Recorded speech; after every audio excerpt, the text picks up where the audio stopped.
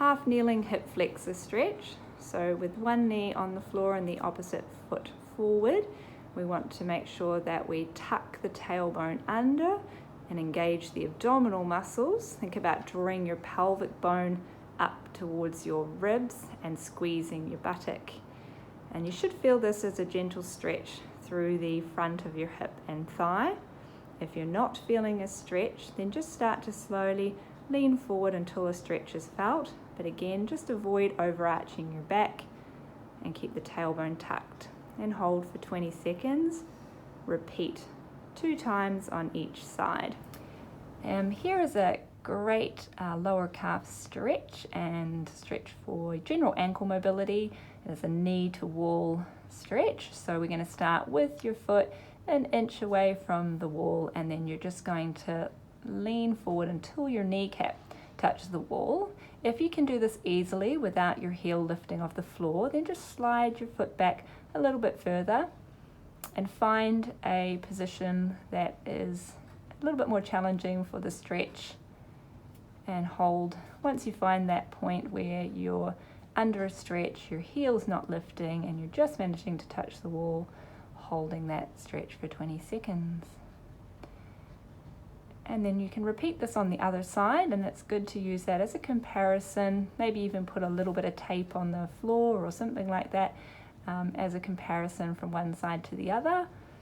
And again, if you're really stiff with this movement, is a great way to see if you are gaining some more flexibility.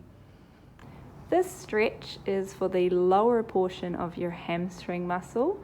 We start on one knee and then we're lowering the body down over the thigh. So you're going to place your outside hand on the mat and then wrap the arm that has the leg forward, wrap that around the back of the thigh, keeping your toes pointing straight ahead, and then just start to shift your weight backward until a stretch is felt in the back of the thigh.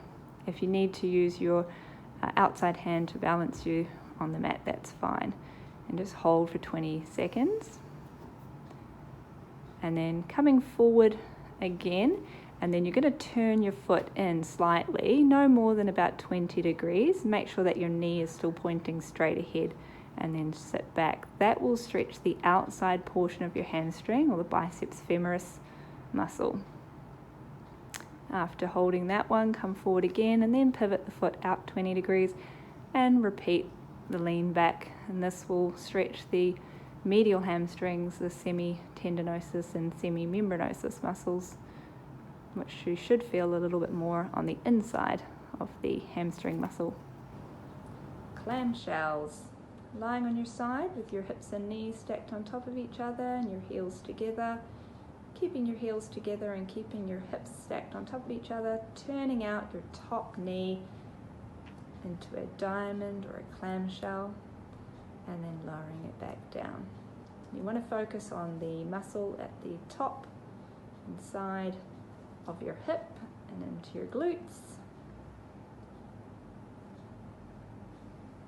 And again, making sure that you don't roll backward through the hips or pelvis. And if you prefer, you can do this with your feet slightly hovering off the floor. Again, keep your heels pressed together as you turn out through the knee. And repeat 20 times on each side. And we're just going to run through the Muncie's exercise, which is a great exercise for knee pain, general knee pain or patellofemoral pain, runner's knee or OA knee. So we start in a long sitting position and we're just going to bend one knee, just lining your heel up with the opposite knee and then hugging that leg with both arms. We're going to flex back the leg that's extended. I'm going to turn the leg out to 2 o'clock if it's your right leg, or 10 o'clock if it's your left leg. We're going to try to straighten the knee, contracting the muscles at the front of your thigh, your quadriceps, so that your heel lifts off the ground, and then lift the whole leg off the ground. Just lifting an inch is fine, or where you can manage, and then lowering back down. You can start with trying to hold for 3 to 5 seconds, building up to 10 seconds as you can, and repeating 10 times. Alright, so this is a crab walk, And this is a really good exercise for building up the glute muscles to control kind of hip and knee stability. If you're into any sort of running, jumping sport, this is quite a nice one. So you have your band above your knee joint, not over the joint line. Nice and firm, feet hip width apart, toes facing forward, weight in your heels so your toes are relaxed. Sit back into a small squat, abs on, and step sideways. Don't let the toes turn out, keep the feet facing forward the whole time.